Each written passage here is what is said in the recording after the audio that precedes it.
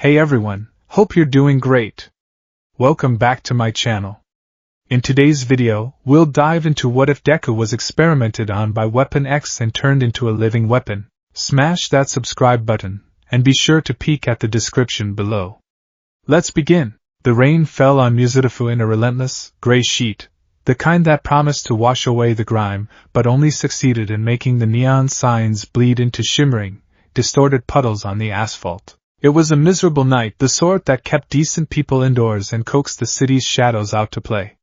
For pro hero Shota Aizawa, known on these streets as Eraserhead, it was just another Tuesday. He stood perched on the gargoyle of an old pre-Quirk-era office building, the synthetic fibers of his capture weapon wrapped loosely around his neck, impervious to the downpour. Below him, the city hummed its dissonant, nocturnal symphony, the hiss of tires on wet roads, the distant wail of a siren, the muffled bass thumping from a nightclub 3 blocks over. Aizawa let the sounds wash over him, his senses tuned to any frequency that felt out of place. He was tired, not the simple, physical exhaustion that a good night's sleep could cure, but a deep, bone-weary fatigue that had settled into his soul over 15 years of fighting an endless tide of human ugliness. Tonight, however, a new kind of weariness had joined the old. It was the frustration of chasing a phantom. For the past 3 months, a new player had emerged in Muzutafu's underworld. The police had no name for him, no witnesses who could provide a clear description, and no quirk registry that matched the bizarre reports. The villains, those who were left conscious enough to speak, called him the Green Ghost. Midori no Yuriai. The name was apartment. He moved like smoke, struck like lightning, and vanished before anyone, hero or police, could arrive. His work was brutally, terrifyingly efficient. A Yakuza drug ring, dismantled in under 5 minutes, its members left with surgically precise injuries, severed tendons, shattered joints, all non-lethal, yet permanently debilitating. An illegal arms deal, intercepted not with a heroic declaration, but with a silent ambush that left a dozen heavily armed thugs pinned to the walls of a warehouse by strange, metallic spikes. Aizawa had seen the aftermath of 3 of these incidents. There was no theatricality, no grandstanding. Just a cold, logical dismantling of a threat. It was the kind of work that made part of him, the pragmatic, cynical part, nod in grudging respect. It was also the kind of work that made the hero in him deeply uneasy. This wasn't vigilantism born of righteous anger or a thirst for justice. It felt programmed. Detective Naomasa Tsukachi had called him 2 hours ago, his voice tight with a familiar mix of stress and exasperation. Another one, Eraser. A human trafficking transport. The ghost hit the convoy on the Wangan Bridge. The victims are safe, but the perps, it's a mess. Forensics is finding metal fragments they can't identify. It's not steel, not titanium. They said it has a biological component. What the hell are we dealing with? A biological component. That had been the detail that gnawed at Aizawa. A quirk that generated metal wasn't unheard of. Tetsu Yue was a prime example. But this was different. The spikes left behind were impossibly sharp, unnaturally dense, and seemed to dissolve after a few hours, leaving nothing but a faint organic residue. It was a quirk that cleaned up after itself. Illogical. His radio crackled to life, a small, encrypted device tucked into his ear. Eraserhead, this is central. We have a developing situation in the Takoba Industrial District. Multiple reports of quirk usage and sounds of a major brawl. No heroes on scene yet. It's a known drop point for the Trigger Drug Syndicate. Aizawa's eyes narrowed. The Industrial District was a maze of abandoned factories and rust-eaten warehouses, the perfect hunting ground. On my way, he grunted, his voice a low rasp. He pushed off the gargoyle, his capture weapon lashing out like a living tentacle, snagging on the scaffolding of an adjacent building. He swung through the rain-slicked canyons of the city, a dark shape against the lurid glow of the metropolis. He moved with a practiced, weary grace, his mind already 3 steps ahead, analyzing the terrain, plotting intercept vectors, and considering the possibility that tonight he might finally come face to face with Muzutafu's newest, most violent mystery. The Takoba district was even more desolate in the rain. Corrugated steel walls wept rust-colored tears, and the wind moaned through shattered window panes. Aizawa landed silently on the roof of a derelict chemical plant, his rubber-soled boots making no sound on the wet gravel. Below, in the wide, muddy yard between two warehouses, the scene was already concluding. It was a slaughter. Not in the sense of death, but of sheer, overwhelming dominance. 6 men, all large and visibly enhanced by low-grade strength and durability quirks, were scattered across the mud like broken toys. The air smelled of ozone, rain, and the coppery tang of blood. In the center of the yard stood a lone figure. He was small, surprisingly so. Clad in dark, practical gear that blended with the shadows, cargo pants, a form-fitting tactical shirt, and a hooded jacket.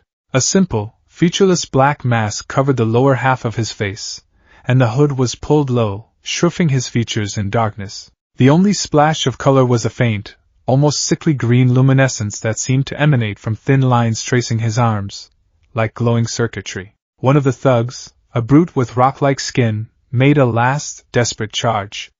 He roared, his fist the size of a cinder block swinging for the ghost's head. The ghost didn't dodge. He didn't even flinch. He simply moved. It wasn't the explosive, quirk-fueled burst of speed Aizawa was used to seeing. It was a fluid, economical pivot, a motion so precise it seemed more like a machine than a person. He swayed inside the arc of the punch, his right arm blurring. There was a wet, metallic shink sound, and 2 blades, each about a foot long and wickedly sharp, erupted from the back of his hand, slick with rain and something darker. He didn't slash. He thrust. The blades plunged into the thug's shoulder and hip joints with surgical accuracy. The man's roar turned into a gargled scream as his limbs went limp, tendons and ligaments severed. He collapsed into the mud, incapacitated. The ghost stood over him for a moment, head cocked as if listening to a command Aizawa couldn't hear. The blades retracted into his flesh with a faint, sickening squelch. Then he turned, his shrouded head scanning the rooftops. His posture was perfectly still, a predator sensing it was no longer alone. Aizawa met the unseen gaze. He'd seen enough. This ended tonight. He dropped from the roof, a silent wraith descending into the yard. He landed in a low crouch, his capture weapon already unspooling, lashing out in multiple directions to seal off escape routes. The ghost reacted instantly. He didn't speak, didn't posture. He exploded into motion, heading for the narrow alley between the 2 warehouses. He moved with a terrifying, unnatural agility, his feet barely seeming to touch the slick ground. Stop! Aizawa's voice was a sharp command, imbued with the authority of a pro-hero. You're done running. The figure didn't slow. Aizawa flicked his wrist, sending a carbon fiber tendril whipping towards the ghost's legs. The ghost leaped, twisting in midair with an acrobat's grace, and pushed off the warehouse wall, changing direction. He's fast, Aizawa thought, his own pursuit a blur of practiced movement. Faster than his build should allow. Some kind of kinetic enhancement? They tore through the labyrinthine industrial park, a frantic chase under the strobing flashes of distant lightning. Aizawa was one of the best pursued heroes in the business, but he was struggling to keep up. The ghost didn't just run, he flowed over obstacles. A 10-foot fence was vaulted without breaking stride. A wide chasm between rooftops was cleared with a leap that seemed to defy gravity. Every movement was calculated for maximum efficiency. There was no wasted energy, no hesitation. It was the movement of someone who had been trained, relentlessly and brutally, to do nothing but move and fight. Aizawa gritted his teeth, pushing himself harder. He channeled his capture weapon, sending it ahead, predicting the ghost's path. He managed to wrap a length of it around a pipe, creating a tripwire. The ghost saw it at the last second. Instead of stopping, he slid, dropping to the ground and letting the wire skim over his head. While on his back, he braced his hands and kicked out, shattering a rusted catwalk support, and using the falling debris as a screen to vanish into another alley. Damn it! This wasn't a vigilante. This was a soldier. Aizawa changed tactics. He stopped predicting and started directing. He used his weapon not to capture, but to herd. By blocking off routes and forcing the ghost into tighter and tighter spaces, he slowly funneled his quarry towards the old shipping depot at the edge of the district, a dead end. The ghost must have realized the trap. He skidded to a halt in a large, open loading bay, the only exit a massive, rusted steel door that had been welded shut years ago. He was cornered. Rain cascaded from the damaged roof, forming a curtain of water around them. He slowly turned, his body coiling like a spring. The faint green light on his arms pulsed with a slightly faster rhythm. "It's over," Aizawa said, his voice level as he stepped into the bay. He let his goggles fall over his eyes, his capture weapon swaying gently at his sides. "You've caused enough damage. You're going to come with me and answer some questions." The ghost remained silent. His head tilted again, that same listening posture. For a horrifying second, Aizawa wondered if he was receiving orders. "I won't ask again," Aizawa warned, his hair beginning to levitate around his head, his eyes glowing with a faint, red light. He activated his quirk. Erasure. The faint green glow on the ghost's arms flickered and died. Aizawa felt the familiar sensation of his power connecting, latching onto a quirk factor and snuffing it out. "Got you," the ghost flinched. Not in pain, but like a computer that had just experienced a system error. He took a half step back, his head shaking almost imperceptibly. Aizawa pressed his advantage. "Your quirk is gone. There's no way out." The figure looked down at his own hands, then back up at Aizawa. And then he charged. It was so fast Aizawa almost didn't have time to react. Even without the green glow, the ghost's speed was blistering. Aizawa braced himself, ready for a fist or a kick. He was not ready for the sound. Shink. The metallic rasp cut through the drumming of the rain. From the ghost's right hand, the same two blades erupted, gleaming wetly in the dim light. They were solid. They were real. They were still there. Aizawa's mind reeled. Impossible! His erasure was absolute. If a quirk had a physical component, erasure would stop it from being activated or maintained. A creation quirk would see its products crumble. A transformation quirk would revert. But these blades, they hadn't vanished. That meant only one thing. They weren't a product of a quirk. They were a part of his body. The ghost was on him.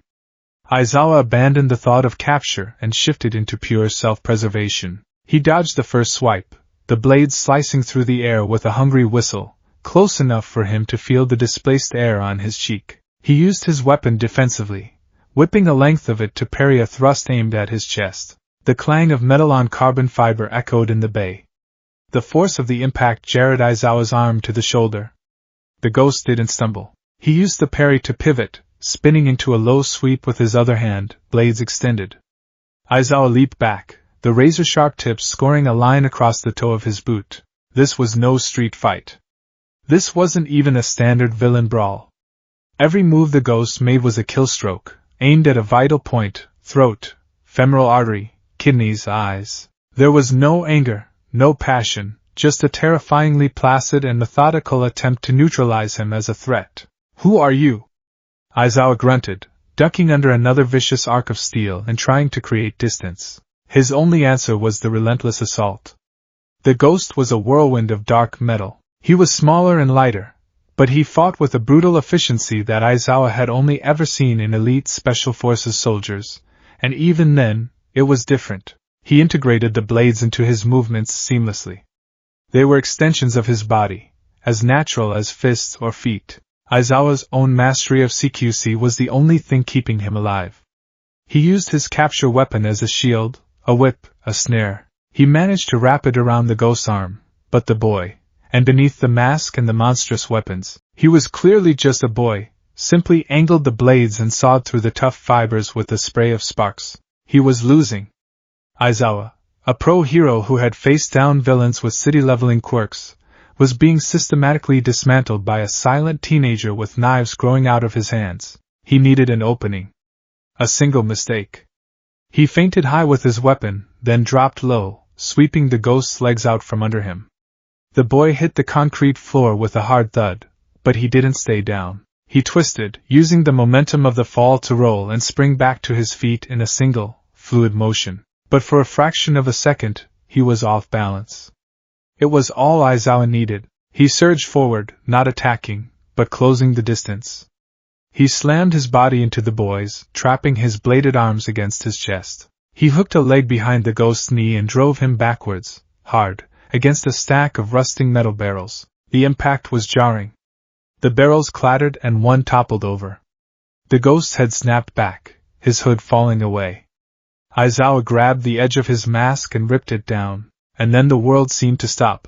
The rain, the wind, the distant sounds of the city, they all faded into a dull roar. Aizawa found himself staring into a face that was both completely alien and devastatingly familiar. It was the face of a boy. No older than his own first-year students at UA. Pale skin stretched taut over sharp cheekbones, marred by a constellation of freckles that were an exact match for the photo in a file he had reviewed just last week. The face was gaunt, haunted, etched with a pain that seemed ancient. But the most arresting feature was his eyes. They were a vibrant, impossible green, wide and utterly, terrifyingly empty. They were the eyes of a doll, staring at him without recognition, without fear, without anything. A memory surfaced unbidden.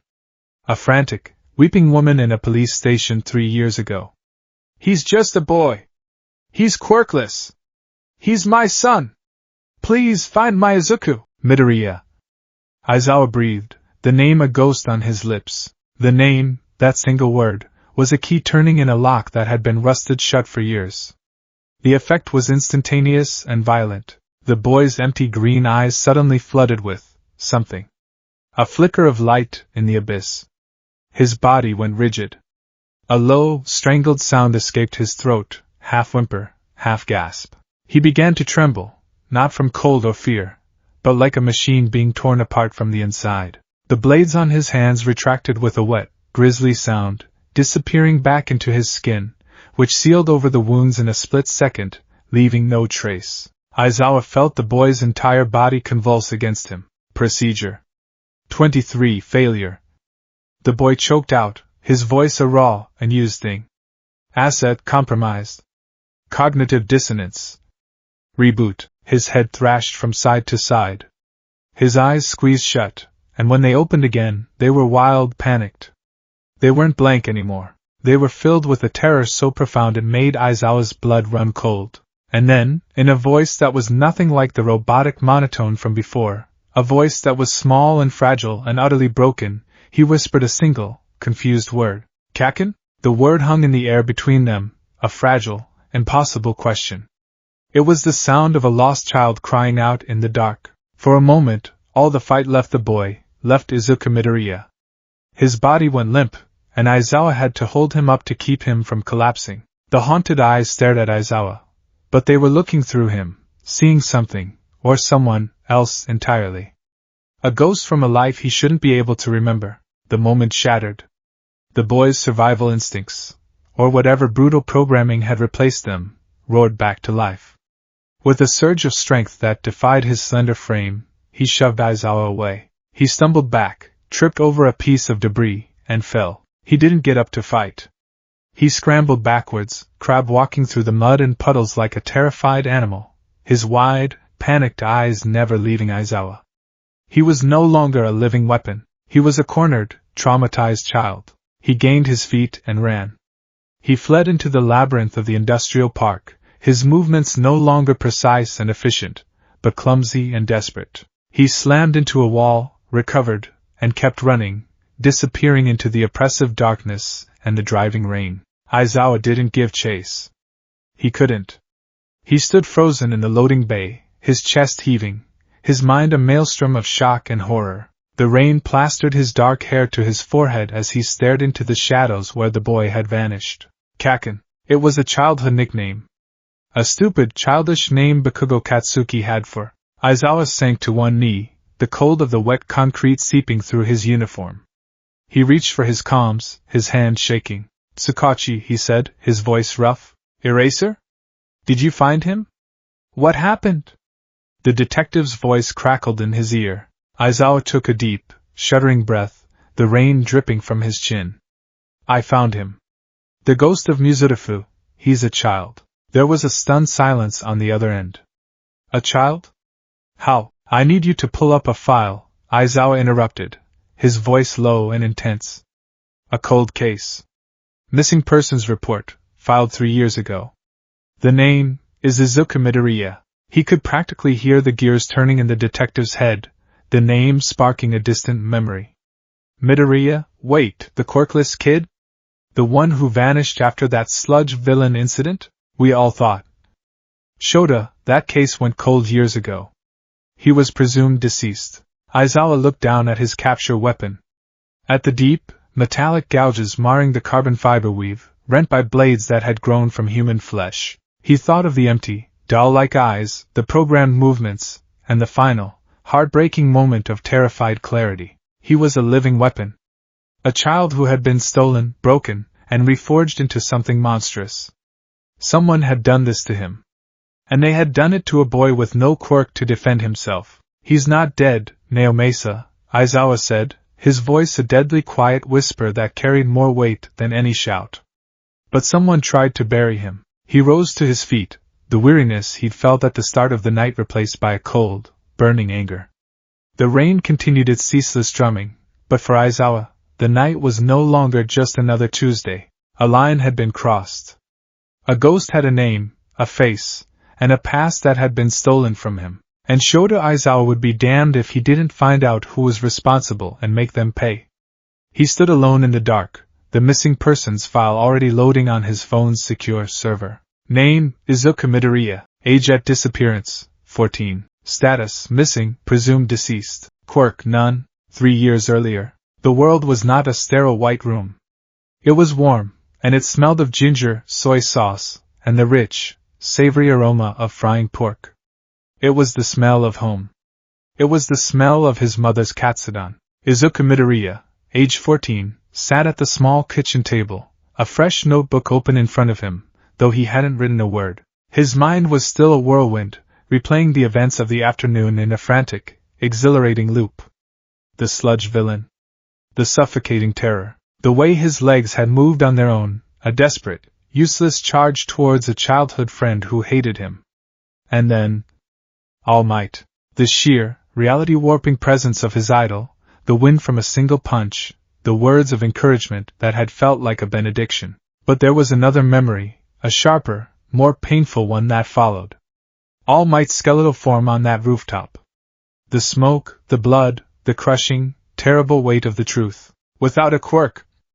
Honestly, no, I don't think you can become a hero. The words still echoed in the hollow space in his chest. He had cried until his throat was raw, but now, hours later, a different feeling was taking root. It wasn't hope, not yet. It was a stubborn, defiant spark of determination. All Might was right, of course. He was the greatest. His logic was sound. But Izuku's dream wasn't logical. It was a fundamental part of his being. To give up on it felt like giving up on breathing. Izuku, honey? Are you alright? He looked up. His mother, Inko Midoriya, stood by the stove, her brow furrowed with the gentle, perpetual worry that had been her primary expression for the past 10 years. She was drying her hands on her apron, her green eyes, so much like his own, searching his face for any sign of lingering trauma. I'm fine, Mom, he said, forcing a smile that felt brittle. Just thinking, you were so brave today, she said, her voice trembling slightly. When I saw you on the news, running toward that monster, my heart nearly stopped. It was so dangerous, Izuku, but it was what a hero would do. His breath hitched. He hadn't told her about the rooftop. He hadn't told her that his dream had been officially and irrevocably crushed by the one person who could have validated it. He couldn't bear to see the last glimmer of hope in her eyes die out. For his sake, she had always pretended to believe. She placed a heaping bowl of katsudon in front of him. Eat up. You need your strength. He picked up his chopsticks, the familiar comfort of the meal a balm on his frayed nerves. For a few minutes, there was only the sound of appreciative eating and the gentle hum of the refrigerator. It was in that small, peaceful moment that the doorbell rang. Inko wiped her hands again, a puzzled look on her face. Are we expecting someone? No, Izuku said, his mouth full. She went to the door, and Izuku could hear her talking in low, polite tones. He heard a man's voice, smooth and professional. A moment later, Inko returned to the kitchen, followed by 2 men in impeccably tailored dark suits. They looked completely out of place in the small, cluttered apartment. They radiated an aura of quiet, corporate power. Izuku, these gentlemen are, well, I'll let them explain, Inko said, her hands fluttering nervously. The taller of the two men, a man with silver-streaked hair and sharp, intelligent eyes, offered Izuku a polished smile. Izuku Midoriya? My name is Mr. Kenji Tanaka. This is my associate, Mr. Sato. We're from the Prometheus Institute for Quirk Development. Izuku blinked, confused. The what? He'd never heard of it. He'd researched every hero agency, support company, and quirk research foundation in Japan. We're a private organization, Tanaka explained, his voice calm and reassuring. We specialize in identifying individuals with unique potential. Specifically, those with latent or late-blooming quirk factors. Our analysts flagged the footage from this afternoon's villain attack. Your reflexive act of heroism was quite remarkable. Inko clasped her hands together, her eyes widening with a sudden, brilliant hope that made Izuku's stomach twist. Latent? You mean, we believe so, Mrs. Midoriya. Mr. Sato, the quieter of the two, chimed in. He had a tablet in his hand. Our preliminary scans of the incident footage suggest the presence of a unique biokinetic energy signature originating from your son. Faint but present. It's possible the high-stress situation acted as a catalyst, a quirk. The word hung in the air, a shimmering, impossible dream. Izuku's heart began to pound a frantic, painful rhythm against his ribs. Could it be? After all this time? After the doctor's diagnosis, the extra toe joint, the years of ridicule? Your son's medical records indicate he was diagnosed as quirkless.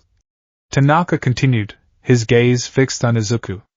But that diagnosis is based on a physiological marker that is, frankly, becoming outdated. Science evolves. We believe you have a rare genetic gift, Izuku. One that simply needs the right environment to flourish. He felt dizzy. It was too much. It was everything he had ever wanted to hear. He looked at his mom. She was crying, silent tears of pure joy and relief rolling down her cheeks. The years of guilt she'd carried, the memory of her own tearful apology to a 4-year-old Izuku, were being washed away. What kind of environment? Izuku asked, his voice barely a whisper. We have a state-of-the-art facility, Tanaka said smoothly.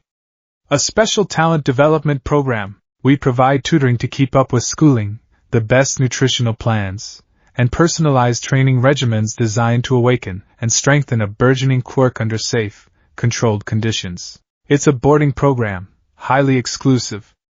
We believe, with our help, you could become a truly remarkable hero. A hero. The word cut through the fog of his disbelief. This was it. This was the answer. All Might was wrong because he didn't have all the facts. This was the miracle he had spent a decade praying for. Inko was already nodding, her face a mask of elation. Yes, of course. Anything. Whatever he needs. There was paperwork, of course. A thick stack of documents filled with technical jargon and non-disclosure agreements, which Tanaka explained away as standard procedure for protecting their proprietary methods. Inko signed them without reading a single clause, her hand trembling with excitement. They said the program was starting a new term immediately, that it was best to capitalize on the momentum of the awakening. They offered to take Izuku that very night. It all happened so fast. A whirlwind of packing a small bag, of his mother's tearful, joyful hugs, of promises to call every day. As Izuku stood at the door, he looked back at his all-might plastered room, at the half-eaten bowl of katsudon on the table. A tiny, rational part of his brain screamed that something was wrong, that this was too perfect, too sudden. But it was a whisper, easily drowned out by the thunderous roar of a dream coming true. He hugged his mother one last time. I'll make you proud, Mom. Oh, Izuku. She wept, holding him tightly. You already do. He followed the two men to a sleek, black car waiting at the curb. As he slid into the plush leather of the back seat, he felt a prick in his neck. He slapped at it, thinking it was a mosquito. His vision started to swim. The smiling face of Mr. Tanaka in the front seat began to blur, the edges softening. Just a mild sedative for the journey. The man's voice seemed to say from a great distance. You've had a long day. Rest. Izuku's last conscious thought was of his mother, waving from the doorway of their apartment, her face illuminated by the warm light from within. Then, the world dissolved into a silent, welcoming darkness. The awakening was a stark, brutal counterpoint to the gentle slide into unconsciousness. There was no warmth, no smell of catsudan. There was only the blinding, antiseptic whiteness of the room, the chill of cold air on his bare skin, and a dull, throbbing ache at the base of his skull. He was lying on a metal slab, not a bed. He was wearing a thin, paper-like gown. Thick, leather restraints were buckled around his wrists, ankles, and chest. Panic, cold and sharp, lanced through him. He pulled against the restraints, his heart hammering against his ribs. They didn't give. "Good morning, Subject 8 Alpha. Or perhaps you'd prefer Izuku?" The voice was calm, cultured, and carried a faint, unplaceable accent. A man stepped out of the shadows in the corner of the room. He was tall and unnervingly thin, dressed in a pristine white lab coat over a crisp black turtleneck. His hair was dark and impeccably styled, and he wore thin, frameless glasses that perched on a narrow nose. His face was all sharp angles and intelligent appraisal, but his eyes were the color of faded slate, and they held the detached, passionless curiosity of an entomologist studying a particularly interesting beetle. "Where am I? What is this? Where's Mr. Tanaka?" Izuku demanded, his voice cracking with fear. "Mr. Tanaka is a fiction. A recruitment specialist, if you will," the man said, circling the slab slowly. He held a tablet, his fingers occasionally flicking across its surface. "As for where you are home. You have been chosen, Izuku. Chosen to serve a purpose far greater than the childish fantasy of becoming a hero." "What are you talking about?" "I was accepted into the Prometheus Institute." The man gave a thin, pitying smile. "Another useful fiction. An appeal to vanity and desperation. Tell me, what is the most valuable resource in our superpowered society?" Izuku stared at him, bewildered. I don't know. Heroes? No. Control," the man said, his voice dropping slightly. "The ability to control power. Quirks have made humanity unpredictable, chaotic. Powerful individuals are beholden to their own whims, their own ethics, their own fame. They are unreliable assets. What the world truly needs are not heroes. It needs tools, predictable, controllable, and utterly effective living weapons. And you, Izuku Midoriya, are the perfect raw material." "Why me?" Izuku whispered, the horror of his situation beginning to dawn. This was not a school. This was a prison. "Because you are a blank slate," the man said, stopping beside him and looking down. "Quirkless. A pristine genome, unmarred by the chaotic mutations that define this era. We do not have to work around an existing power. We can build from the ground up. We can create perfection. My name is Dr. Eris Thorn. And I am your creator." The sterile white room became Izuku's entire universe. The passage of time blurred into a meaningless cycle of artificial light. Days, weeks, months, they were all measured in procedures. Day 17. He was strapped to the slab, his body scrubbed raw with antiseptic solutions. Dr. Thorne stood over him, flanked by silent, masked figures in surgical scrubs. "The human body is a flawed design," Thorne explained, his voice echoing slightly in the operating theater. His tone was that of a university lecturer. "Prone to damage, slow to heal. We will correct this. Procedure 1, nanofiber infusion." A machine hummed to life. A complex 4 was inserted into his arm, and a cold, viscous fluid, the color of liquid silver, began to snake its way into his veins. It felt like ice and fire at once. He screamed as the sensation spread through him, a billion microscopic needles burrowing into every cell. He could feel them, a crawling, writhing mass rewriting his biology from the inside out. "The nanites will bond with your cellular structure," Thorne's voice continued, dispassionate and steady amidst Izuku's agonized cries. "They are programmed to repair and replicate, a self-sustaining regenerative system. Your body will become a fortress." The first test came an hour later. A surgical robot descended, a scalpel gleaming in its metallic claw. It made a deep, 10-centimeter incision in his forearm. The pain was blinding, but what came next was worse. He watched, horrified, as the wound writhed. Tiny, silvery threads stitched the flesh together from the inside, muscle and skin knitting at a visible, unnatural rate. In 30 seconds the gash was gone, leaving only smooth, unblemished skin. The process consumed a ravenous amount of energy, leaving him gasping and trembling with a hunger so profound it felt like his stomach was trying to digest itself. He threw up. The masked orderlies cleaned it up without a word. The test continued. Day 48. He was in the chair.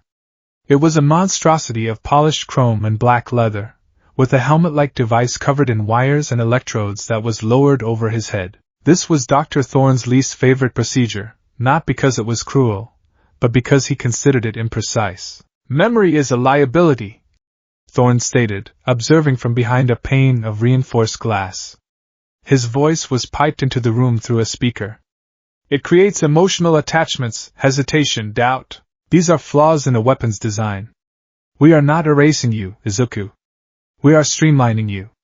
Procedure 7, Cognitive Defragmentation. The machine whirred to life. Images flashed behind Izuku's eyes, dredged up from the depths of his mind. His mother's smile. The taste of her katsudan. All Might's booming laugh. Kaken's explosive sneer. Each memory was met with a jolt of searing, white-hot energy that felt like it was boiling his brain. He screamed until his throat was shredded, fighting to hold on to the images, the feelings. He tried to picture his mother's face, but the edges were blurring, turning to static, the warmth of her love fading into a cold, clinical fact. Subject, Inko Midoriya. Relation, biological mother. Status, irrelevant. He sobbed, not knowing why he was crying, only that something precious, something vital, was being stolen from him. Day 93. Pain was now his constant companion. The regeneration made him nearly impossible to kill, a fact the program tested with sickening regularity. But the next phase of his transformation introduced a new, more intimate kind of agony. "Your body is now a fortress," Dr. Thorne said, standing before a heavily sedated Izuku. "Now we shall give it a sword. Your bone marrow has been saturated with a biometallic catalyst. Through a controlled electrical impulse, you will learn to trigger a cellular mutation, forcing the extrusion of a hyperdense, organically generated metal."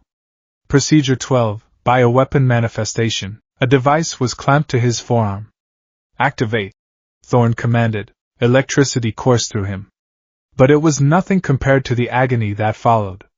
It felt like his bones were on fire, like his very marrow was boiling and trying to force its way out of his body. He shrieked, a raw, inhuman sound, as he felt something sharp and solid tearing through muscle, sinew, and skin. With a wet, tearing sound, two long, thin blades of gleaming, dark metal erupted from the back of his hand. They were sharper than any razor, harder than diamond. And they were a part of him. The pain was absolute, a white-hot nova that consumed his entire consciousness. The only thing that matched it was the gnawing, desperate hunger that followed, his nanites working furiously to heal the massive trauma he had just inflicted on himself. He was given a nutrient paste, bland and gray, which he devoured like a starving animal. "Again," Thorne said, his voice utterly devoid of sympathy. Day 182. The physical and mental conditioning were now supplemented with combat training. The dojo was a large, circular room with padded white walls. At first, he fought combat drones, their movements predictable, their attacks programmed. He learned to integrate the blades into a fluid, deadly fighting style, his old analytical mind for hero fights twisted into a cold calculus of lethality.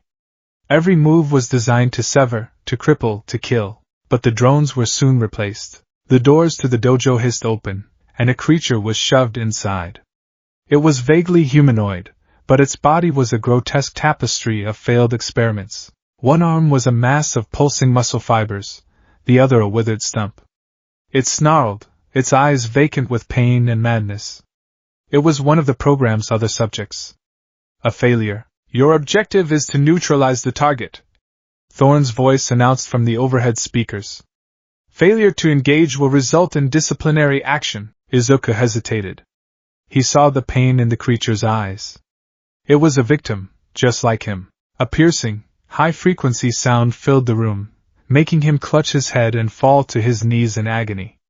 The pain only stopped when he staggered to his feet, blades extended. He didn't want to fight. He didn't want to hurt it. But the programming, the conditioning, it was a vice grip on his will. He moved, his body responding to years of brutal training. He dodged a clumsy swing, his movements precise and economical. He didn't kill it. He couldn't. He used the flat of his blades, his fists, his feet, disabling it with broken bones and severed tendons. When the creature lay whimpering and broken on the floor, the doors opened and orderlies dragged it away. Izuku stood in the center of the room, shaking, his hands slick with blood that wasn't his. Inefficient. Thorn's voice stated, laced with disappointment. Lethal force is the most efficient method of neutralization. You allowed sentiment, a residual flaw, to interfere. We will correct this. The next day, the training was harder. The punishments more severe. Day 365. 1 year. He didn't know his own name. He knew his designation, Asset 8 Alpha. He knew his function, to obey, to engage, to neutralize. The memories of a boy who loved heroes were gone, buried under layers of pain, conditioning, and surgical alteration. He ate when told, slept when told, fought when told. The hunger was a constant, a dull ache that never truly went away. The pain of manifesting his blades was a familiar fire he had learned to endure. The boy named Izuku was a ghost, a whisper in a machine. Day 730. 2 years. The final vestiges of Izuku were being systematically purged. His analytical habits, once used to deconstruct hero abilities, were now honed for a single purpose: identifying tactical weaknesses in any opponent. His empathy was a phantom limb, an ache for something that was no longer there. He was faster, stronger, deadlier.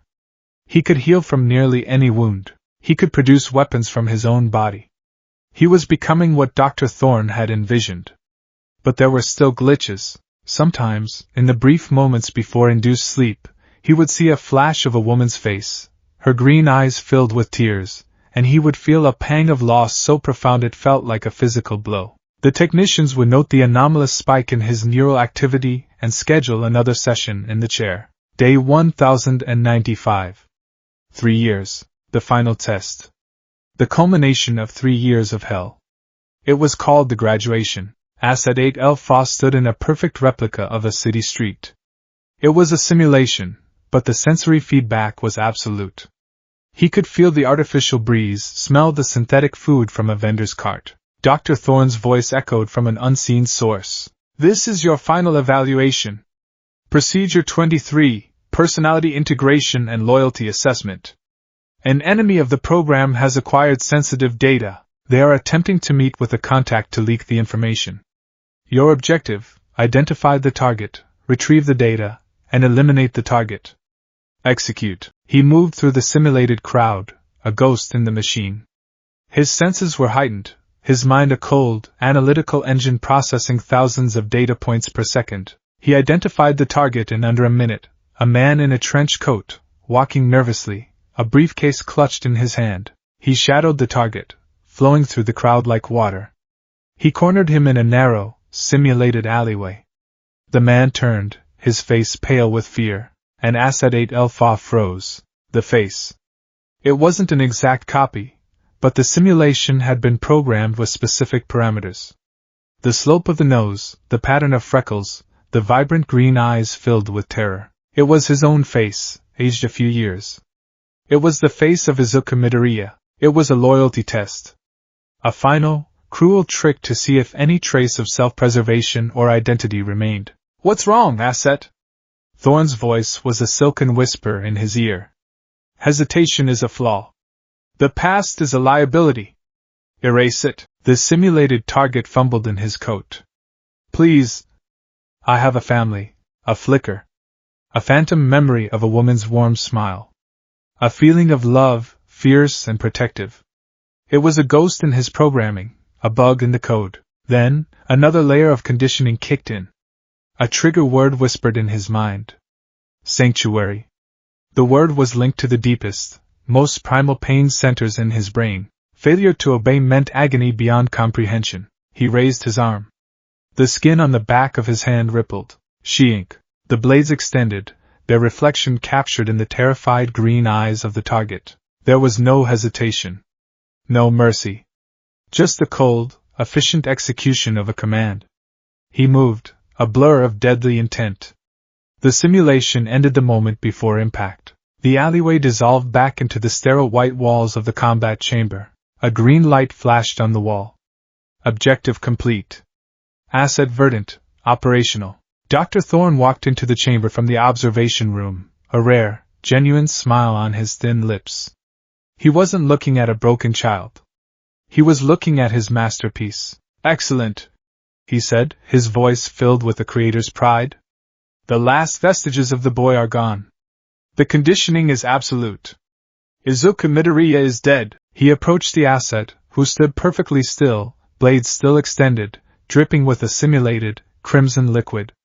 He reached out and placed a hand on the asset's shoulder. Welcome to the world, Verdant. And Verdant, the living weapon, the perfect tool, simply stood and waited for his next command, his green eyes as empty and placid as a deep, forgotten sea. The ghost of the boy who wanted to be a hero didn't even scream. He was no longer there to make a sound. The world, for Asset Verdant, was a constant stream of data. It was not experienced, it was processed.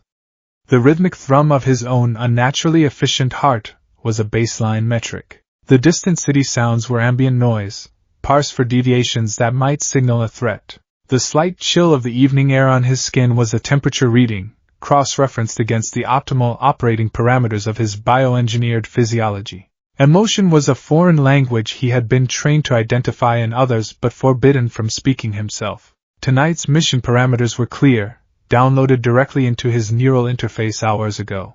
Designation, Asset Verdant 8 Alpha. Mission, Operation Nightingale's Song. Target Kaido Sato. Former head of RD, Yayorosa Corporation whistleblower.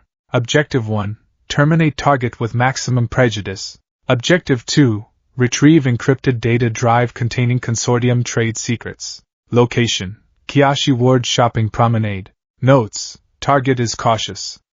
Public setting chosen for anonymity. Utilize environmental chaos for extraction. Verdant moved through the twilight-drenched streets of Kiyoshi Ward not as a person, but as a predator.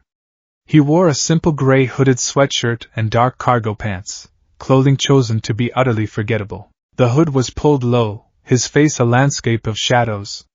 He flowed through the bustling evening crowds, a wraith in their midst. People instinctively moved aside, their subconscious registering a void, a pocket of cold, silent intent in the otherwise warm and vibrant human river. They would not remember his face. They would not remember him at all. His caloric levels were at 87%. His nanites were dormant, a sleeping army in his blood. A dull, low-frequency ache radiated from his forearms, a constant reminder of the weapons coiled within. He registered the sensation, catalogued it as nominal, and discarded it. Pain was merely another data point. The promenade was a multi-level explosion of sensory input. The sweet, cloying scent of crepes mingled with the savory smoke of takoyaki stalls. The cacophony of arcade jingles and the cheerful shrieks of children blended with the murmur of 1,000 conversations. Blinking neon signs in pink, blue, and gold painted the faces of the crowd in fleeting, artificial hues. To Verdant, this was all noise.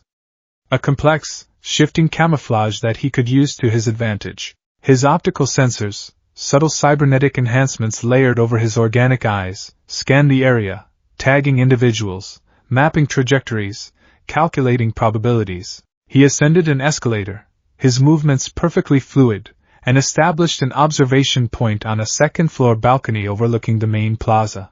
Below, the target came into view, precisely on schedule. Kaido Sato was a man drowning in paranoia. He was dressed in a rumpled beige trench coat, comically out of place in the mild weather. His shoulders were hunched, his head on a constant, jerky swivel. He clutched a worn leather briefcase to his chest like a holy relic. Inside that case was the data drive. Inside that man was a dead man walking. Verdant's internal chronometer began a silent countdown. The optimal window for termination would be in 12 minutes, when the plaza's central fountain was scheduled for its hourly water and light show. The swell of the music and the distraction of the crowd would provide auditory and visual cover. His planned escape route was already mapped, over the balcony railing, onto the roof of a vendor kiosk, and into the labyrinth of service alleys behind the promenade. Clean. Efficient. He settled into a state of patient stillness, his body a perfectly calibrated weapon at rest. His breathing was slow and even, his pulse a steady 60 beats per minute. He watched Sato mill about nervously near a large department store entrance, waiting for the contact who would never arrive. Everything was proceeding according to plan, and then a new variable was introduced. A woman and her young son, no older than 5, exited the department store. The boy was practically vibrating with excitement, clutching a brand new action figure in his small hands. Verdant's optics zoomed, a process as unconscious as blinking. The figure was a limited edition, Silver Age All Might, its paint scheme a brighter, more classic version of the hero's iconic costume. The plastic figure was frozen in a dynamic pose, its fists raised, its face bearing a painted-on, indomitable smile. The boy let out a whoop of pure, unadulterated joy and tried to make the figure fly. In his excitement, his grip slipped. The All Might figure tumbled through the air, landing with a clatter on the polished stone of the plaza, skittering to a stop mere inches from Kaido Sato's feet. "Oh, my hero!" The boy cried out in mock distress, a phrase clearly learned from cartoons. He started to run towards it. Sato, startled by the noise, looked down. He saw the toy, then the approaching child. For a fleeting moment, the hunted paranoia in the man's eyes was replaced by something softer. He bent down, picked up the action figure, and held it out to the boy with a small, tired smile. Verdant processed the interaction. Minor, unpredictable civilian engagement. No impact on mission parameters. The boy's mother caught up, bowing apologetically. "I am so sorry to bother you, sir." "It's no bother," Sato murmured, his gaze lingering on the toy in the boy's hand. It was in that precise moment that chaos erupted from a different quarter. Further down the promenade, a panicked shout went up. A man with skin that rippled like shifting gravel, a low-level villain with a minor earth manipulation quirk, had just snatched a woman's purse. A rookie hero in a garish yellow costume landed in front of him, striking a clumsy pose.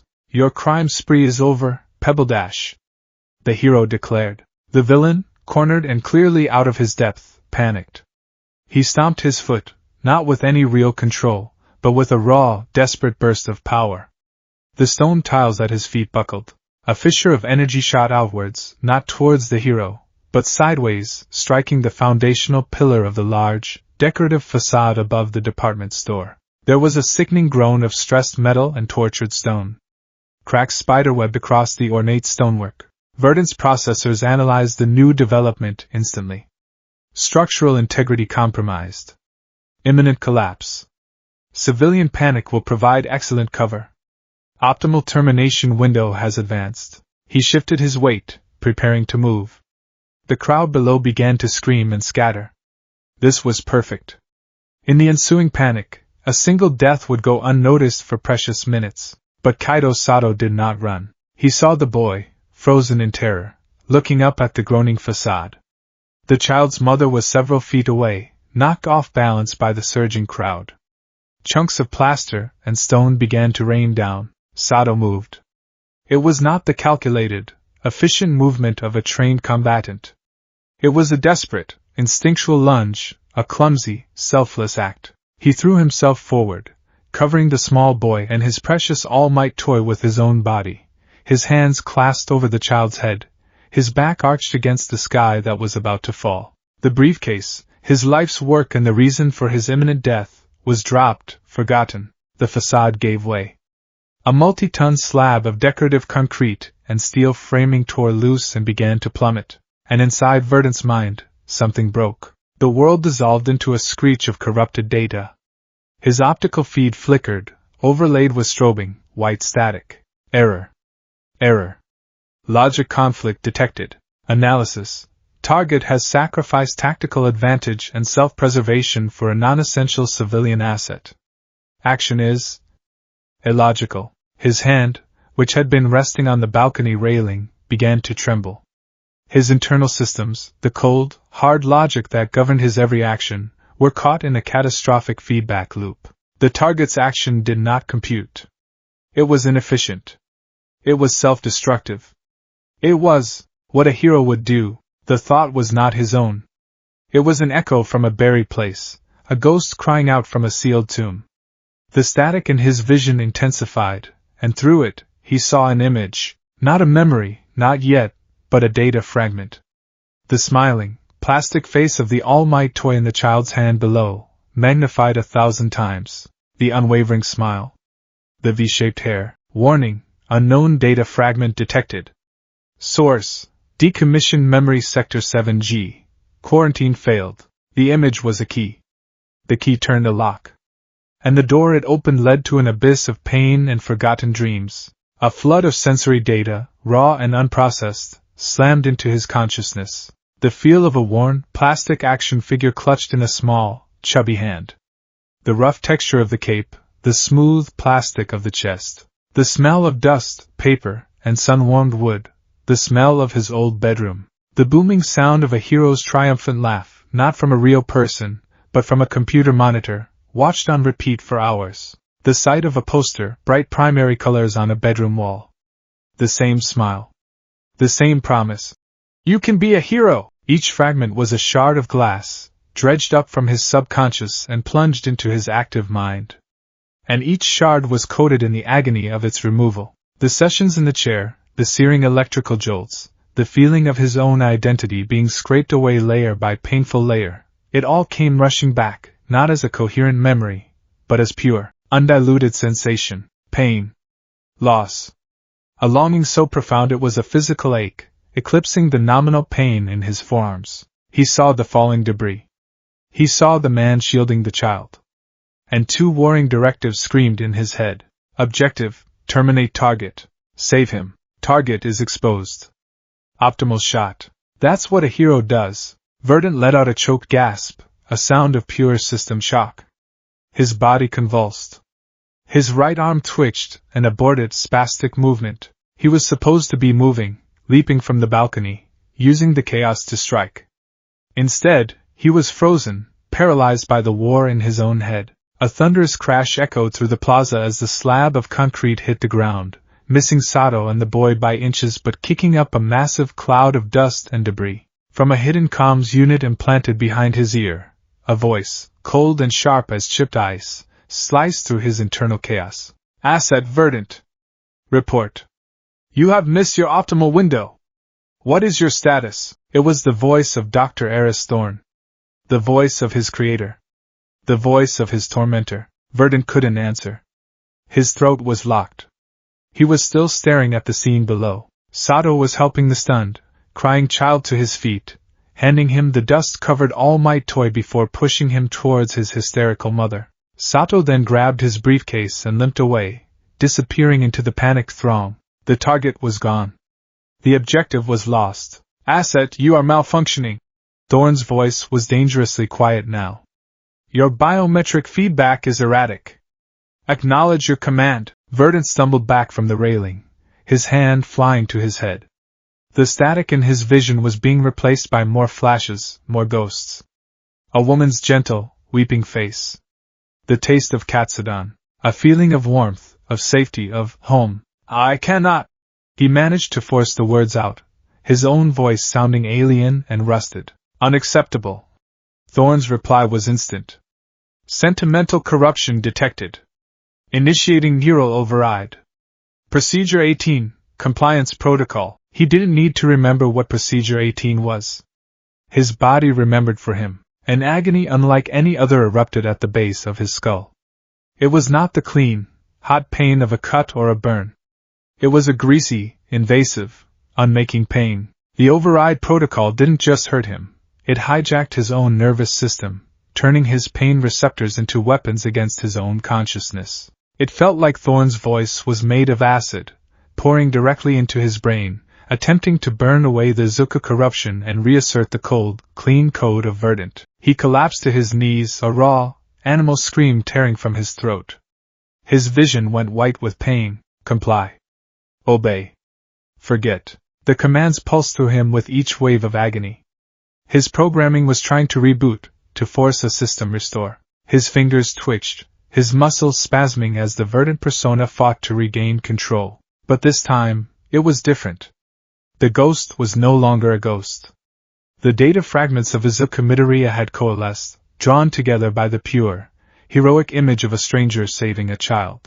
The ghost now had a voice, and it was screaming one defiant word. No, not his. Not his body. Not his mind. The pain was meant to break him, to force him into submission. But it was a pain he had endured for 3 years. He had been born in it, forged by it. And in this moment, a new, desperate instinct, born of a fusion between Izuku's will to live and Verdant's instinct for survival, took over. The pain was a leash, a chain connected directly to his master. He had to sever the chain. With a guttural roar, he slammed the side of his head against the concrete balcony wall. The impact was jarring, sending a fresh spike of agony through him, but it gave him a nanosecond of clarity. The override signal was coming from the comms unit behind his ear. The tracker was in his neck, just below it.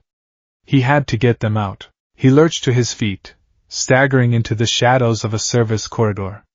His movements were clumsy, feral. He was no longer a precision instrument. He was a wounded animal trying to chew its own leg out of a trap. He leaned against a cold brick wall, his breath coming in ragged, shuddering gasps. The neural override pulsed again, and his legs gave out. Asset, resistance is futile, Thorn's voice hissed in his skull. You belong to us. You are nothing but what we made you. No. Verdant, Izuku, lifted his left hand to his head. His fingers fumbled behind his right ear, feeling the small, telltale bump of the subdermal comms unit. He couldn't pull it out. It was woven into the muscle and bone. There was only one way. He took a deep, shuddering breath and focused through the white-hot fog of pain. He focused on the familiar, agonizing sensation in his right forearm. The fire in his bones. She-ink. A single, 6-inch blade, thinner and more precise than the usual combat configuration, slid from the back of his right hand. It was a scalpel made of his own body. He looked at it, trembling. He had used these weapons to hurt, to maim, to neutralize. Now, he would use one to save himself. He grit his teeth, tasting blood, and plunged the tip of the blade into the flesh behind his ear. The pain was blinding, eclipsing even the agony of the override. He dug inward, the blade scraping against his own skull. He felt warm blood spill down his neck, hot and sticky. Thorn's voice became a distorted scream of static as the blade severed the device's primary nerve connection. With a final, desperate twist, he carved the implant out, a small, blood-slicked chip of metal and wires. It fell to the grimy floor with a faint clatter. The voice in his head was gone. The override's agonizing pulse ceased. He was left with only the clean, physical pain of the gaping wound in his own head, a pain his nanites immediately began to stitch closed with a furious, itching heat. But he wasn't done. The tracker was still active. They could find him. They would send others. He felt for the second implant in his neck, a hard nodule just beneath the skin. He repeated the horrific, desperate act of self-surgery, his breath catching in choked sobs. He wasn't crying from the pain. He was crying from a terror, and a sense of violation so profound he had no words for it. He was carving the program out of his own flesh. The second chip came free. He crushed both implants under his boot, grinding them into the concrete until they were nothing but glittering dust. He had done it. He was free. The silence in his head was deafening. For 3 years, there had always been a voice. The hum of the systems, the directives from Thorn, the cold logic of his programming. Now, there was only the frantic pounding of his own heart, the rush of blood in his ears, and the cacophony of 1,000 broken memories trying to scream at once. He staggered out of the service corridor and back into the chaos of the promenade. People were still running, sirens wailing in the distance. A security guard saw him, the blood-streaked face, the wild, panicked eyes, the metallic blade still protruding from his hand, and blew his whistle, shouting for him to freeze. Threat. Enemy. The verdant programming lashed out. He moved without thinking, a blur of motion that sent the guard flying into a kiosk. He hadn't meant to. It was instinct. He had to run. He fled, a blur of gray fabric in terror. He crashed through a plate glass window, the sound of shattering glass barely registering over the storm in his mind. He hit the alleyway behind the promenade and just kept running, his only goal to put distance between himself and everything else. He ran until his lungs burned and his legs screamed, the last of his adrenaline leaving him weak and shaking. He finally found refuge in the place all of society's forgotten things ended up, a stinking, refuse-choked alley in the city's underbelly. He collapsed behind a rusted dumpster, sliding down the slick brick wall to sit in a puddle of grimy rainwater. The rain began to fall, a cold, miserable drizzle, washing the blood from his face and neck but doing nothing to clean the filth from his soul. He was alone. He was hunted. He was in agony.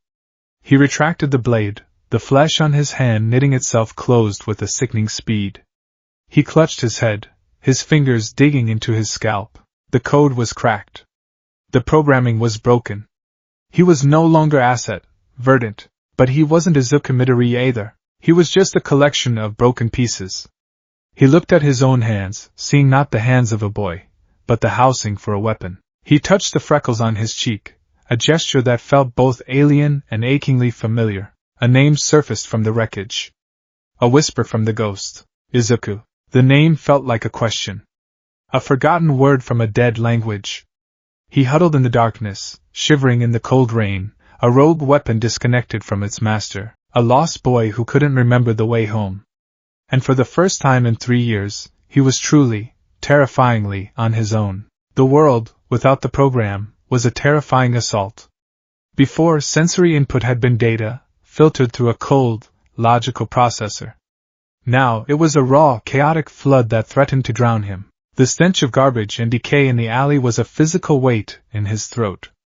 The distant wail of a police siren was a sharp, jagged thing that scraped against his nerves. The persistent, gnawing emptiness in his stomach was no longer a caloric deficit reading but a primal, agonizing hunger that clawed at him from the inside. He'd been on the run for 3 days.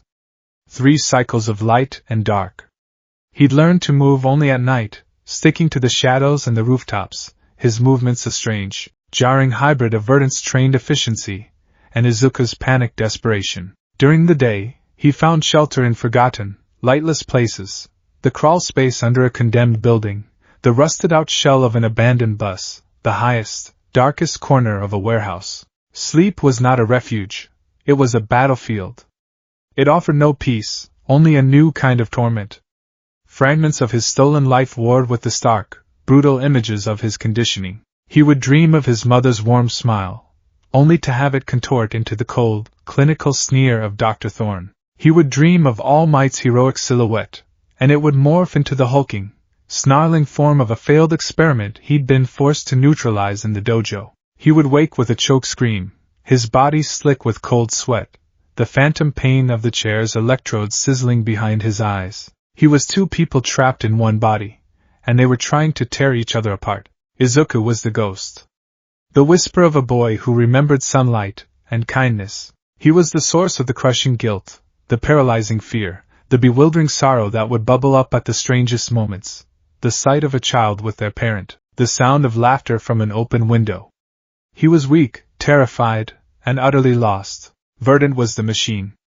The cold, survivalist programming that still ran deep in his marrow. Verdant was the one who knew how to move without being seen, how to assess threats in a fraction of a second, how to ignore pain and hunger to focus on the mission.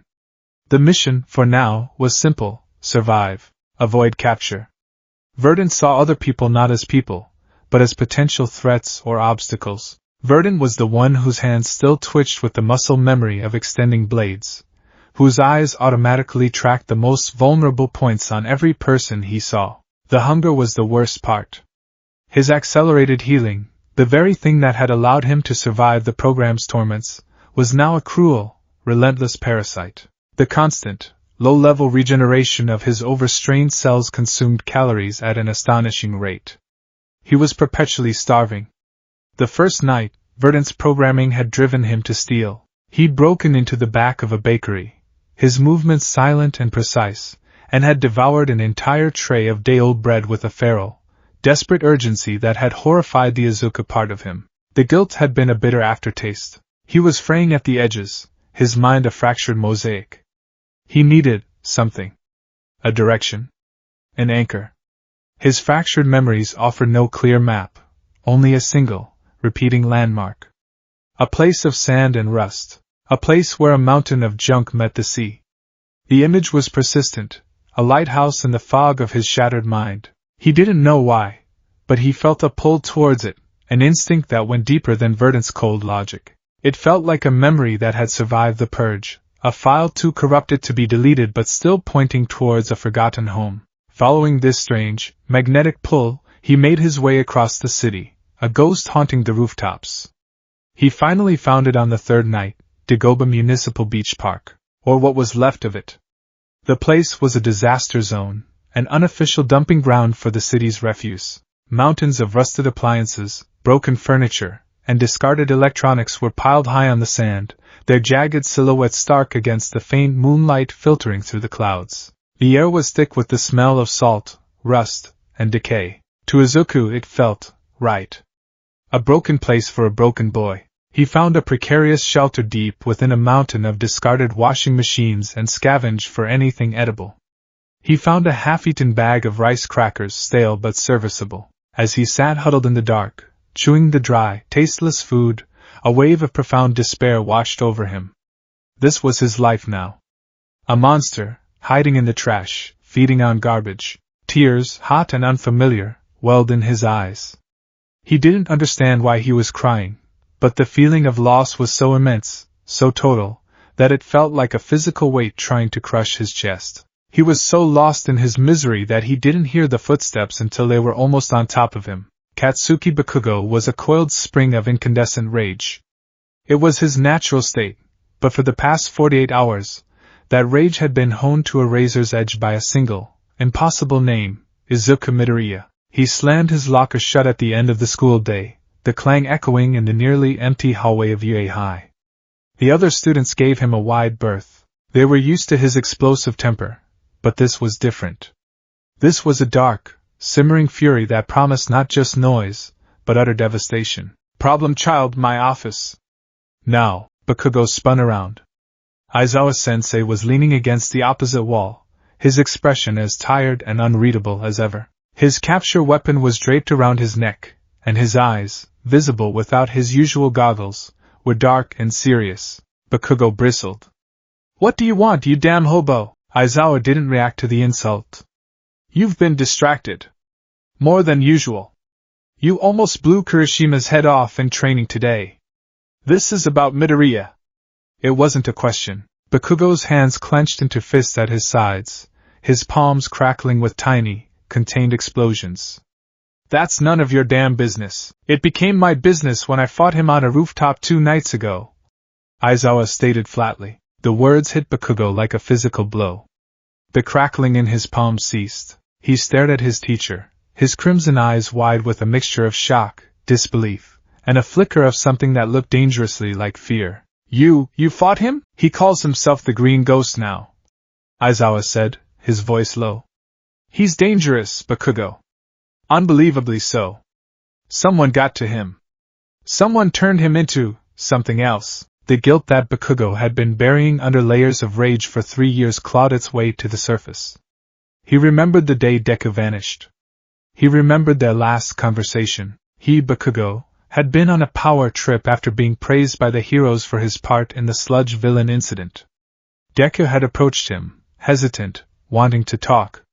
And Bakugo had sneered at him. He told the quirkless, useless Deku to stay out of his way, that he'd finally learned his place.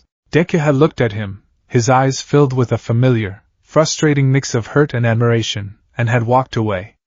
He was reported missing the next morning. For 3 years, Bakugo had told himself it wasn't his fault. Deku was a pebble, a nobody. He probably ran away or got himself into some stupid trouble. But the truth was a festering wound in his gut. His last words to his oldest, and only, friend had been cruel.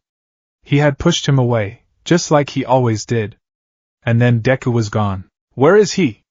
Bakugo growled, his voice a low rasp. We don't know. He disappeared after our encounter. But Tsukachi and I have been digging. We pulled his old case files, interviewed his mother again. Aizawa paused, his gaze intensifying. We found his notebooks. The ones on hero analysis.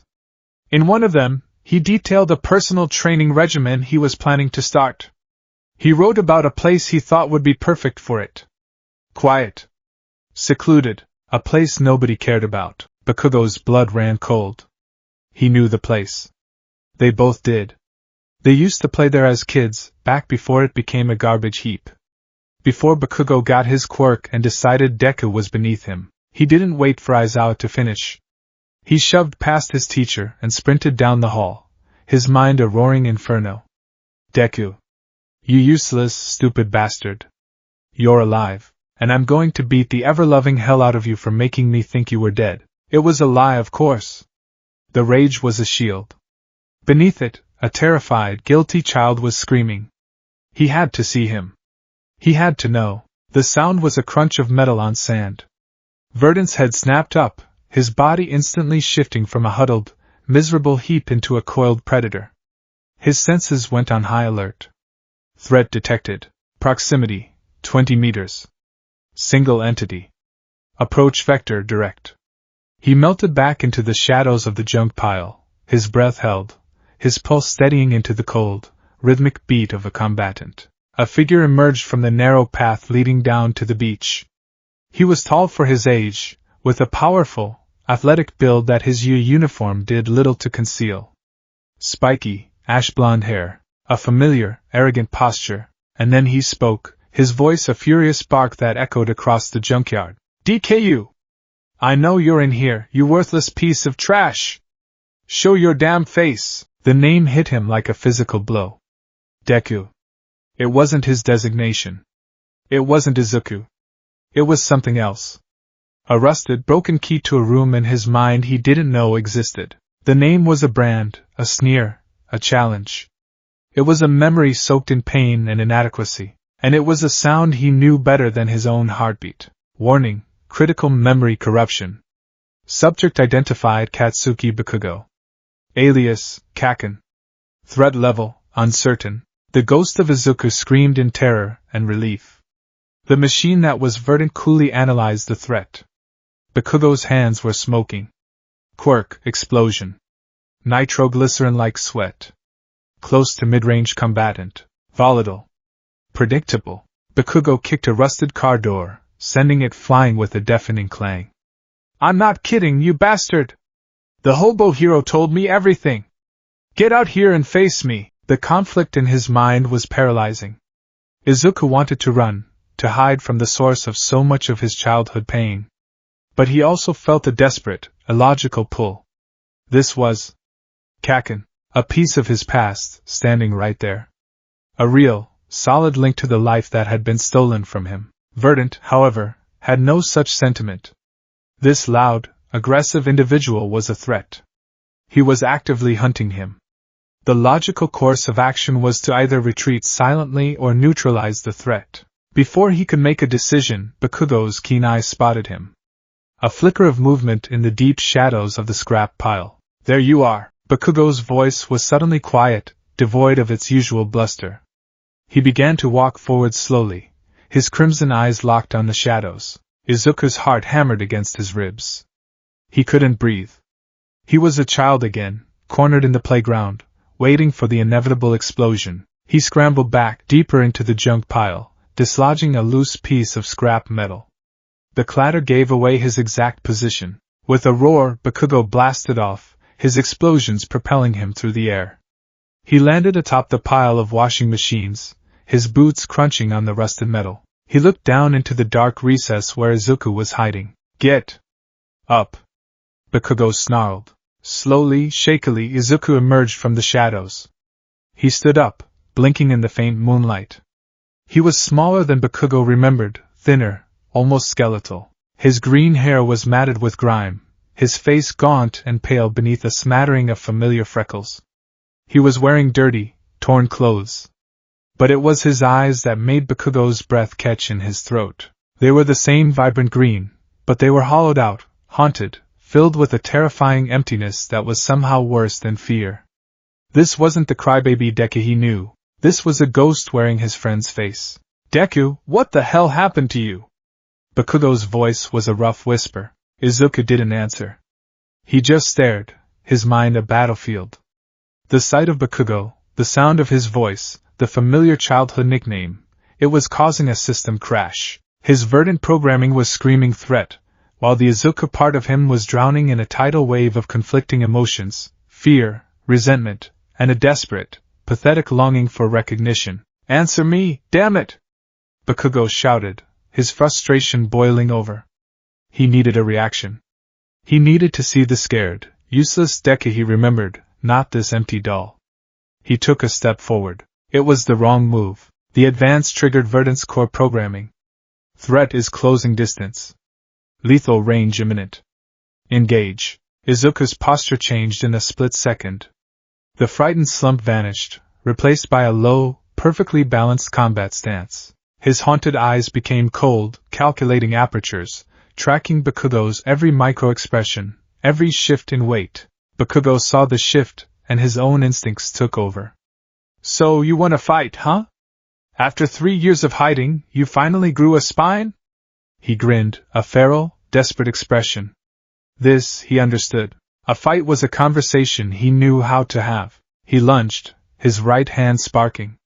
Stun grenade! A brilliant, blinding flash erupted from his palm. It was a move designed to disorient, to overwhelm.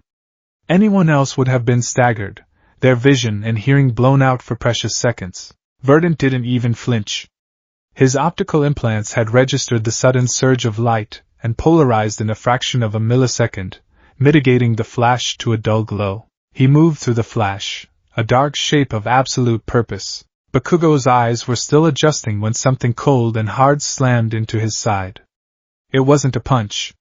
It was a precise, debilitating strike aimed at the cluster of nerves just below his ribs. His entire left side went numb, and the air rushed from his lungs in a pained gasp.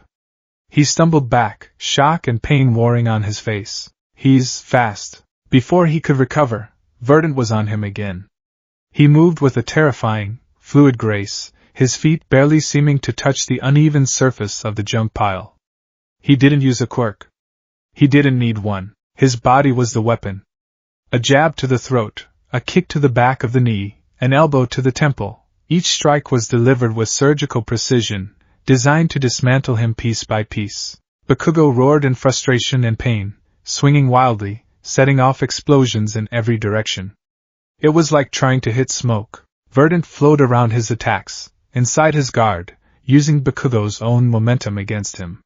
He was always a half step ahead, his movements so efficient they seemed to predict Bakugo's own. "Stand still and fight me, you coward!" Bakugo screamed, blasting a chunk of scrap metal into molten slag where Verdant had been a moment before. "This isn't Deku," the thought screamed in his mind. Deku was clumsy. Deku was weak. Deku analyzed fights, he didn't dominate them with this kind of cold, brutal mastery.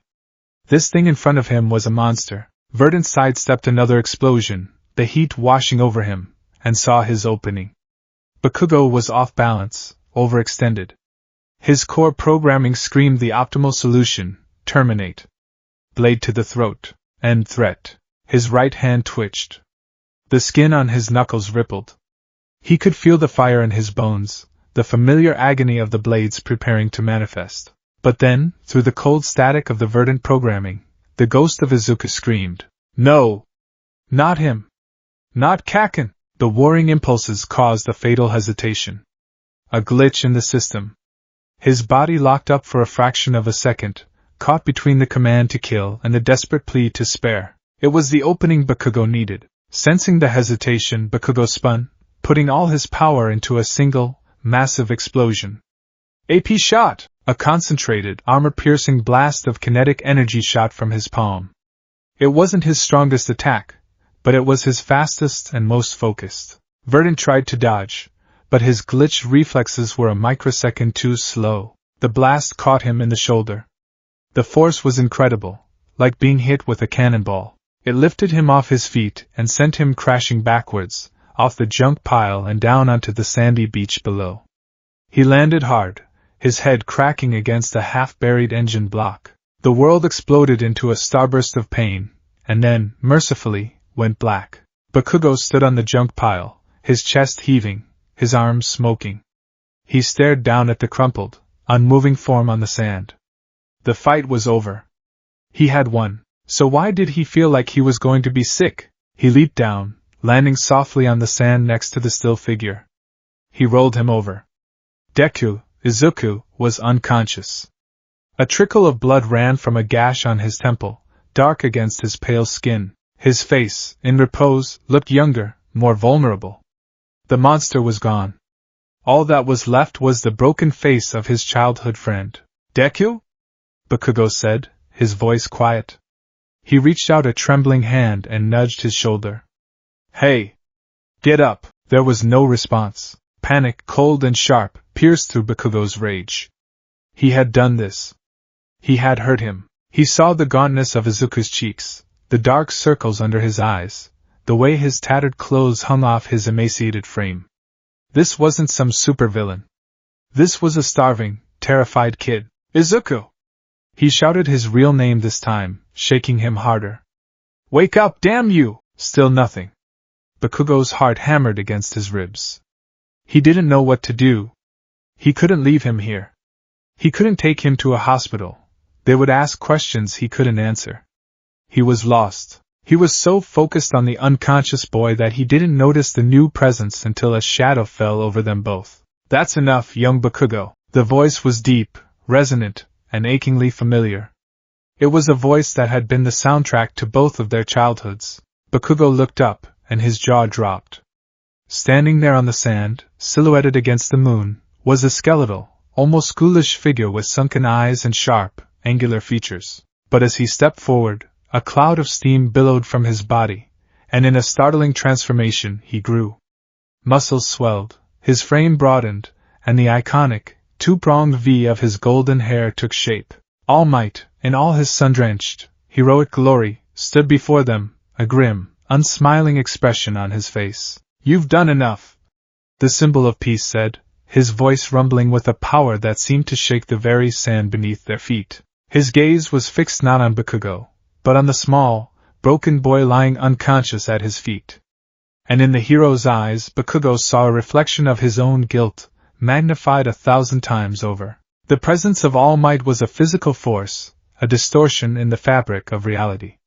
The very air around him seemed to hum with latent power, charged with an energy that was both awe-inspiring and terrifying. The moonlight glinted off the sharp, heroic planes of his face, casting his features in a stark, dramatic relief that seemed ripped from the pages of a comic book. But there was no trademark, world-saving smile. His face was a mask of grim authority, and his blue eyes, usually so full of warmth and confidence, were shadowed with a profound, consuming sorrow as they rested on the unmoving form of Izuku Midoriya. Katsuki Bakugo, for the first time in his life, was rendered utterly speechless. He was frozen, half-crouched over Izuku's body, caught between the instinct to rear up in defiant rage and the overwhelming, primal urge to shrink under the weight of that disappointed gaze. This wasn't the All Might from television, the smiling giant who made everything okay with a booming laugh. This was the symbol of peace looking upon a scene of failure, a scene Bakugo himself had created. All Might, Bakugo stammered, his voice a choked whisper. What are you? Aizawa-kun contacted me, All Might interrupted, his tone low and heavy, each word landing with the impact of a physical blow. He took a slow, deliberate step forward, his massive boots sinking slightly into the sand. He was concerned you would do something reckless. It seems his concerns were justified. The implied accusation stung more than any explosion. Bakugo flinched, his gaze dropping to the pale, blood-streaked face of the boy on the ground. The rage he had used as a shield for so long had crumbled, leaving him exposed and raw. I didn't. He started, but the words died in his throat. What could he say? I didn't mean to hurt him? I just wanted answers.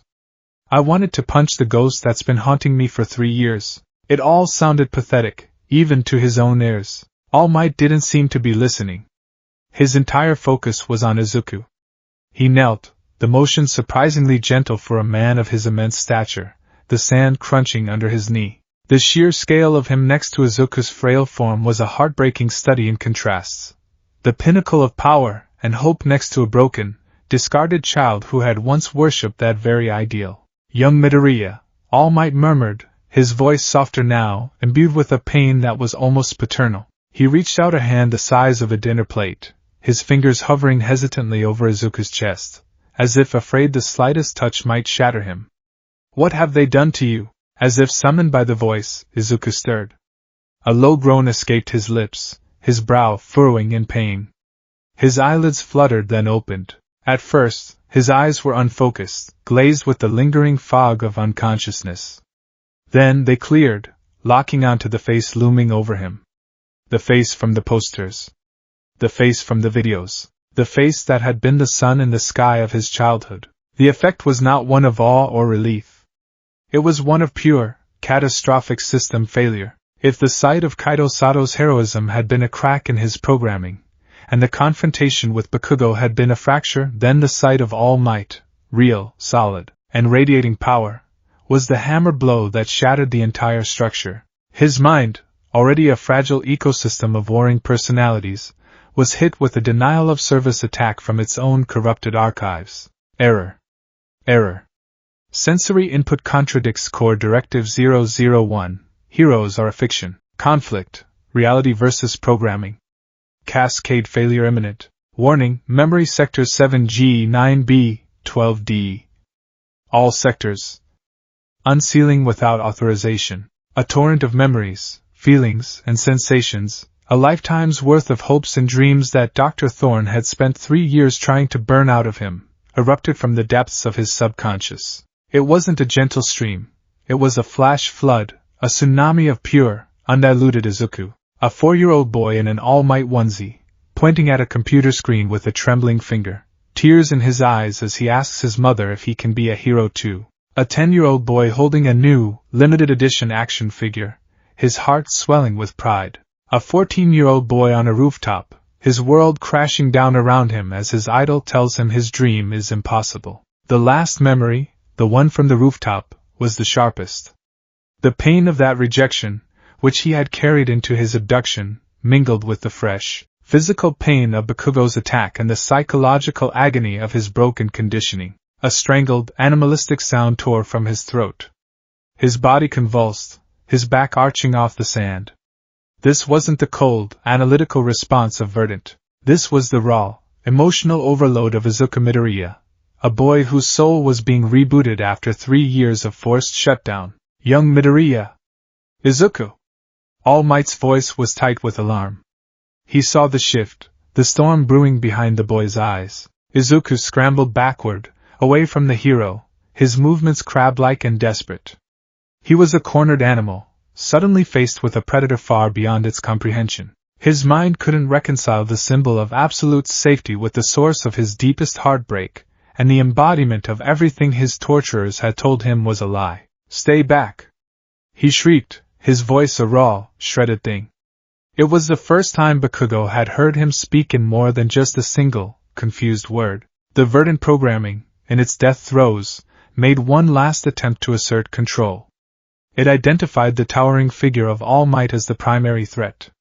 It recognized the overwhelming power level. Survival protocol dictated a preemptive strike. She-ink! The sound was sickeningly familiar.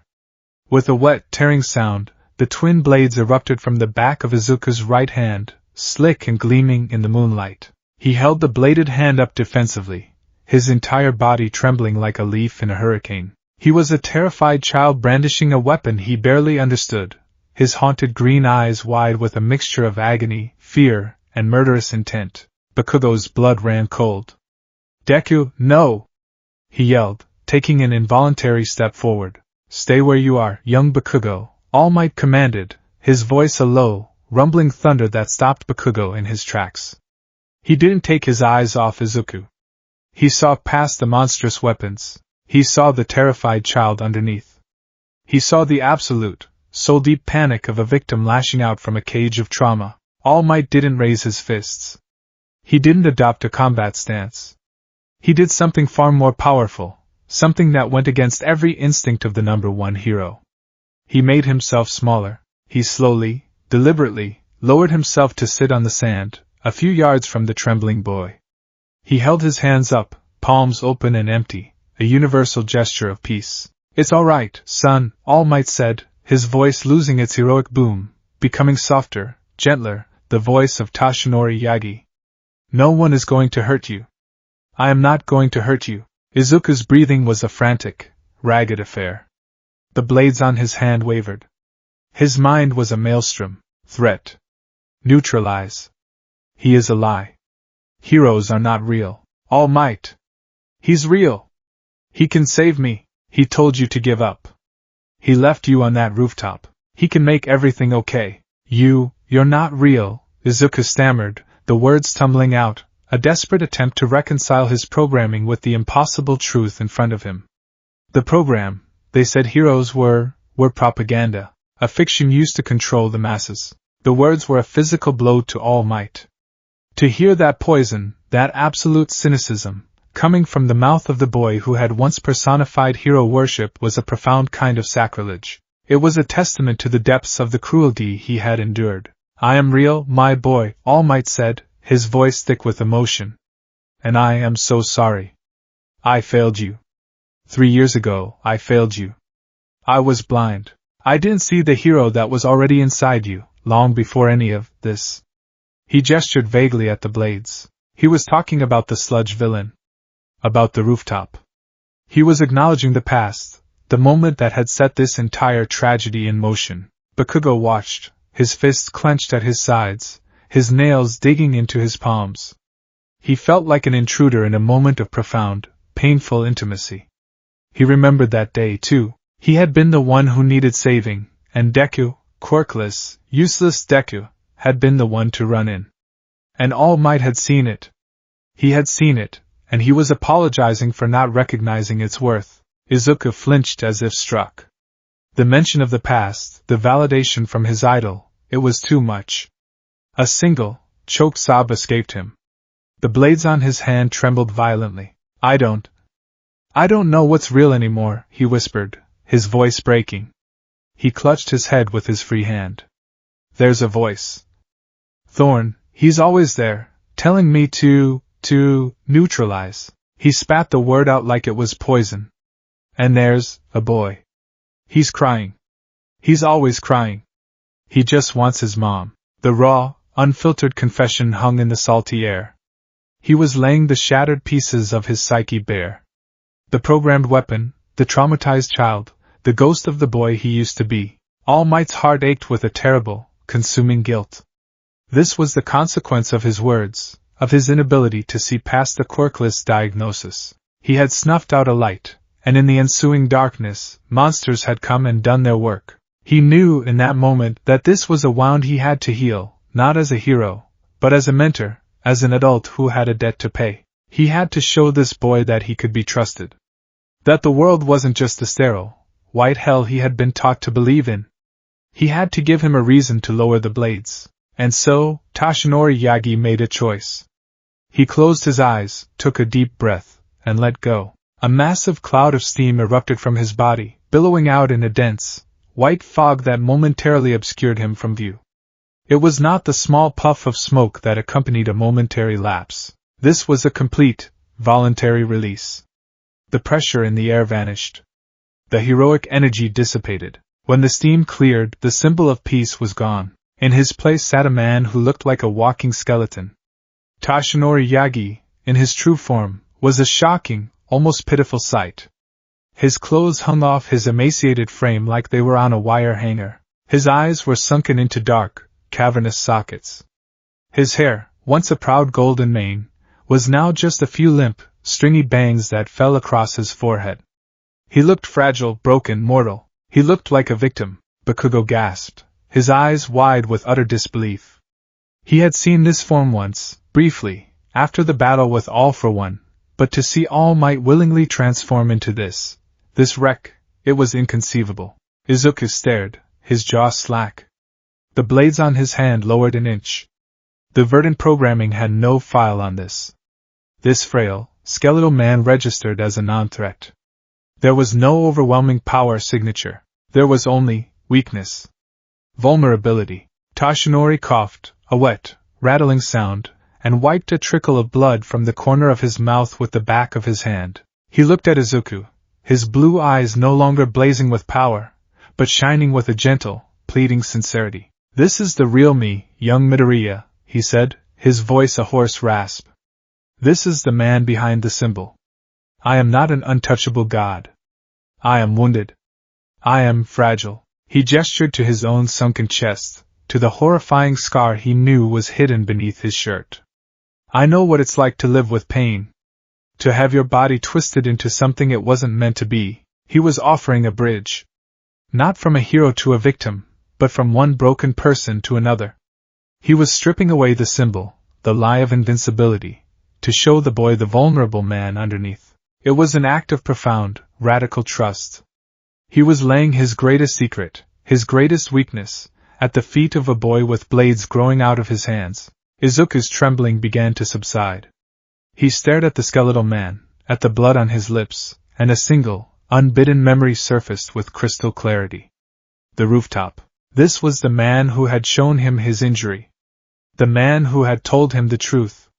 The man who, despite crushing his dream, had been honest with him. You told me," Izuku whispered, his eyes wide with dawning recognition. "I told you the truth as I saw it then," Toshinori said softly. "And I was wrong. I was a fool. A hero isn't about what powers they have. It's about what they do. It's about their spirit. You ran in to save your friend that day when everyone else, myself included, stood by and did nothing. You had the heart of a true hero long before they ever touched you. The validation, the apology, the raw vulnerability of his idol, it was the final key." The last lock on Izuku's soul shattered. The blades on his hand began to retract. It was not a clean, instantaneous process. They seemed to resist, fighting to stay present, to stay real. Izuku let out a pained, guttural cry, his entire arm shaking with the strain. He was actively, consciously forcing the weapons back into his body, rejecting the part of him that was verdant. The blades slid back into his flesh with a series of sickening, wet squelches, leaving 4 angry, red wounds on the back of his hand. His nanites, which had been dormant, flared to life, and the wounds stitched themselves closed in a matter of seconds, the skin becoming smooth and unblemished once more. With his weapons gone, the last of his strength seemed to abandon him. The adrenaline, the fear, the confusion, it all came crashing down on him at once. His body, already malnourished and pushed to its absolute limit, finally gave out. His eyes rolled back in his head, and he collapsed forward onto the sand, unconscious. Bakugo, finally breaking from his shocked paralysis, lunged forward. "Deku!" But Toshinori was faster. Despite his frail appearance, he moved with surprising speed, catching the boy before he hit the ground. He cradled Izuku's head in his lap, gently brushing the matted, grimy hair from his forehead. The boy was frighteningly light. Toshinori looked up at Bakugo, his expression a mixture of grim determination and profound sadness. "He needs help. Proper help. Not a hospital. They wouldn't know how to handle this." "Then what do we do?" Bakugo asked, his voice raw. He felt useless, a bystander to a tragedy he had helped escalate. "There is only one place in Japan with the security to protect him and the resources to potentially heal him," Toshinori said, his gaze becoming hard as steel. "A place that is used to dealing with the strange and the dangerous. A place where he will be safe from those who created him, and safe from himself." He carefully gathered the unconscious boy into his thin arms. The weight seemed to strain his frail body, but he held on, his grip firm and protective. "I'm taking him to UA,"